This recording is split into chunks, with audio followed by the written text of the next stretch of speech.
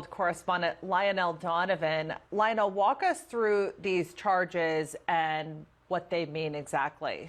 Well, first off, these charges are pretty serious, and the list is pretty extensive. You have bank fraud, you have wire fraud, money laundering, fraudulent behavior, and they're going against one of the biggest telecommunications companies in the world. Now, Huawei is no stranger to lawsuits. Back in 2014, T-Mobile accused them of trying to steal trade secrets, but this is all part of a larger debate or a larger struggle when it comes to China in regards to cybercrime. Now, the U.S.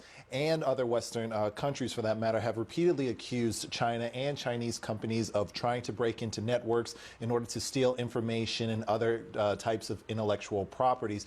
But in the past, there was always, normally it was always either one or two people, either the people right at the keyboards, those are the people that have been prosecuted. But these charges are somewhat different because they are going after senior officials within Huawei. And as I was saying before, Huawei is a gigantic company, and it's the flagship company of China. And so for U.S. officials and the Justice Department to target these people, I think it shows that the U.S. is making China a priority and is making cybercrime a priority. And then I would imagine that the Chinese government would take notice when it comes to this. Canada certainly found themselves in the middle of this dispute between China and Washington. They have been holding the company's chief financial officer. What happens with her? What are the next steps? Where does this all go from here? Well, as it stands right now, as you were saying, Meng Wanzhou is currently in Canada under house arrest, and the U.S. is looking